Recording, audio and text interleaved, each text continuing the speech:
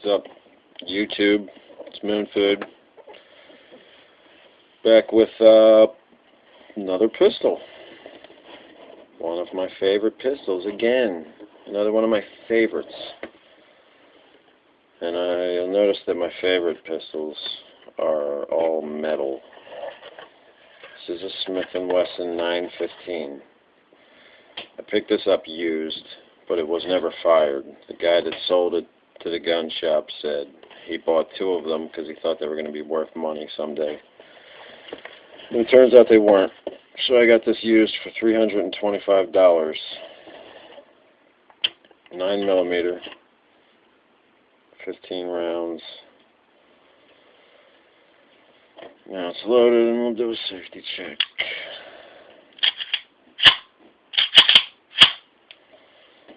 And it's all clear. Alright.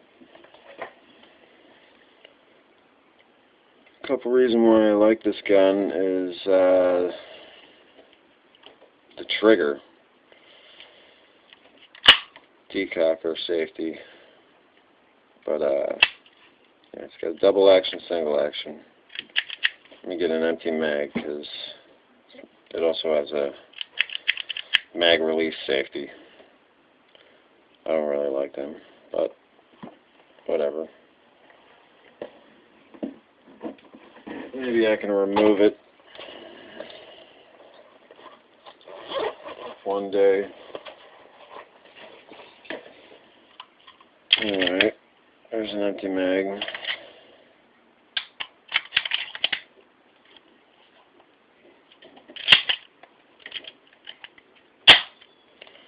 Alright.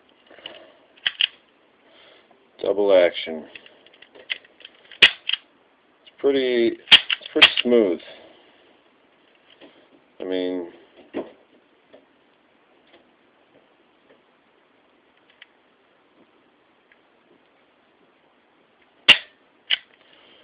the gun's pretty heavy and there's not much recoil. It has a good bore axis, I guess. And being heavy and all metal helps with the recoil. So, yeah. These are my favorite sights. All blacked out in the back, white dot in the front.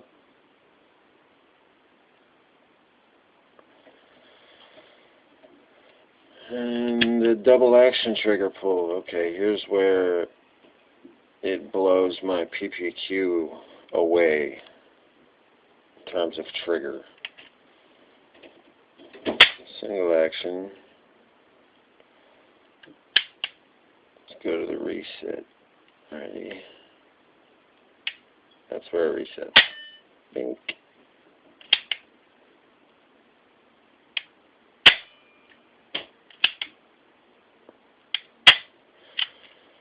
I can dump this gun pretty fast. Faster than any other of my guns that hold 15 rounds. Just because of that trigger. Smith&Wesson 915 was a gun that was carried by police officers or law enforcement in the 90s, and you can tell why. It's the budget version of the 5000 series of Smith&Wesson auto pistols, I think, because it's not ambidextrous,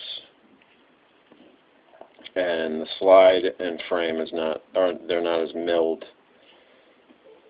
Don't have as much milling as the more expensive Smith&Wessons. Other than that, it's got all the same inside, all the same innards parts. This is also a pain in the ass to take down. I mean, not really a pain in the ass, but I don't feel like doing it on camera now. But yeah, it's pretty simple, I guess. Got to kind of pinch it back, line that up, pop the pin out from the other side, pull the pin out, slide it off. And that's it. And in my fag video, I show the target for this. So here we show it again, 7 yards. And that was my 3-shot group 7 yards, in contrast with me and a Ruger SR9C, which I sold. I traded that for a P99 QA, which I shot pretty good. I shot that gun pretty decent. As much as I heard complaints about how heavy the trigger was, 6 pounds, it really isn't that bad. When they say the PPQ is 5 pounds, it feels more like 4 to me. Again, but this trigger on this gun is just amazing, and the gun's so accurate. You can shoot bullseyes all day, and kind of get bored with it unless you're outside shooting at cans or bottles or targets that actually get destroyed. And I'm not talking about people. Don't go shooting people unless you have to. Okay, and join the NRA. Do all that good stuff that gun owners do. Don't be an idiot. So if you see one of these, which you might see used in a gun store like I did, they also have a version that's smaller. The barrel's a little shorter, and the hammer's bobbed. So there's no hammer to pull back. But after you fire the first round, you don't have to worry about that. But I almost wish I bought both models when I saw them, because that model seems to be better for carry. This is a great range gun, and I put a Hogue grip on it just to see if it would help, and it does. I like the fatness of it, and I like the finger grooves. It really helps me get a good grip. And that's the Smith&Wesson 915. Get you one if you can find it. See you later.